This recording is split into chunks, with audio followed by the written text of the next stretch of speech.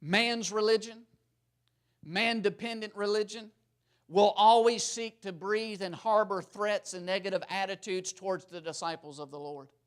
Now listen to me. Every one of us at times in our life will have attitudes that are blinding us from truly seeing. Some of us that grew up in the church will have more than those that maybe that didn't grow up. And listen, they are attitudes that seek to hinder us from seeing that freedom is already here. I've seen it in my life.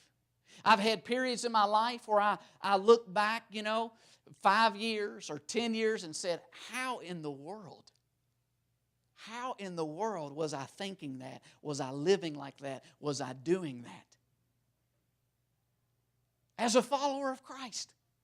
Someone that was born again, I tell you why. Because it's not until we continue to close our eyes that we regain our spiritual sight.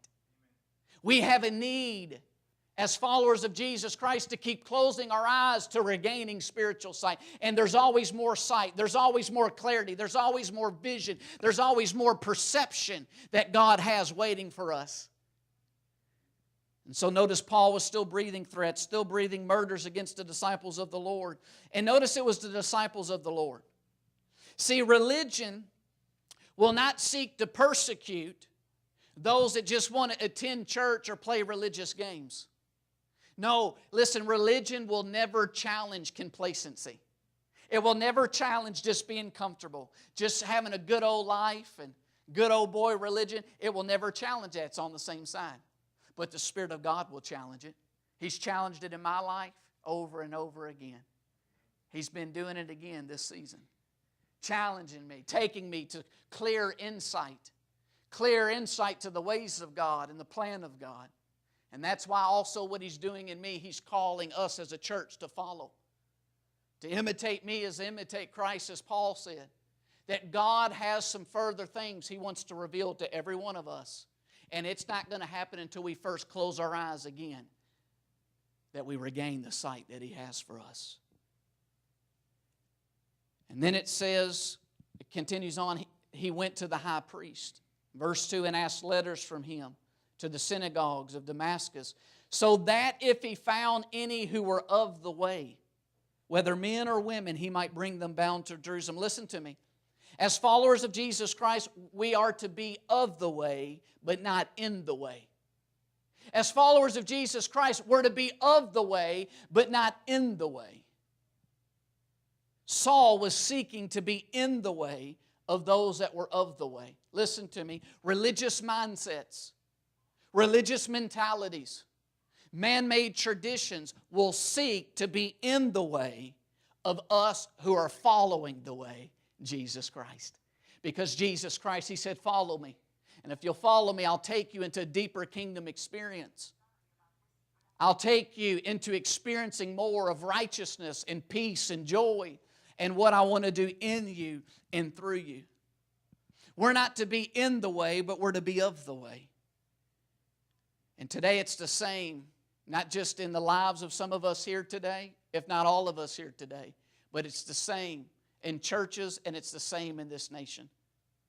That religion and man-made force and coercion and ability will not bring about a true experience or a true seeing of true liberty and true freedom. Listen, the polarized spectrum in our country that are just fighting one another, they will not bring change. They will not bring a true experience of liberty. Because when you get so polarized and so set in your ways and so against that and that, it's not going to bring true liberty. It's as we close our eyes and we turn to the Lord that we're truly going to regain our sight to see clearly. To see clearly. Things are too difficult in our own lives. Things are too difficult in our own marriages. Raising kids is too difficult. Building a church is too difficult for us to depend on our own sight. It's not until we close our eyes that we're going to regain our sight. It's when we stop doing things our way and we turn to the Lord that we'll experience true liberty. Saul at this time in his life, he was bound by religion. He was so dogmatic to think what was right, but what he thought was right was actually in the way. It was actually opposing the way of freedom, the way of the kingdom, and how the kingdom advances and how the kingdom operates. Remember, Jesus made it clear. He said, the kingdom, my kingdom is not of this world. Peter wanted to get out swords. He wanted to fight. He wanted to use physical might to bring about liberty. And Jesus said, put the sword away. My kingdom, my ways are not of this world. It's the same in our own life. Sometimes in our relationships, in our marriage, we say, man, we're just going to keep fighting about this issue. But listen, fighting and bickering and raising our voice at one another in marriage, it's not going to bring about true liberty. It's not going to bring the other person to truly see. Bickering and fighting amongst coworkers is not going to bring about true clarity on the issue. It's not going to bring about true experience of freedom. It's only when we first close our eyes that we can regain our sight. So Paul was blind. He was blind in his wrong understanding and interpretation of Scripture. And he was blind by modeling the wrong things.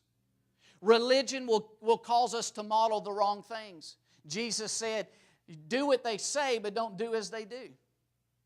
How do I know if I got religion that's hindering me from following the way of Jesus? Well, is there things in my life that I'm not modeling that Christ has created me to be, that Christ has called me to do? If there's not modeling, listen to me, it's religion that stops modeling.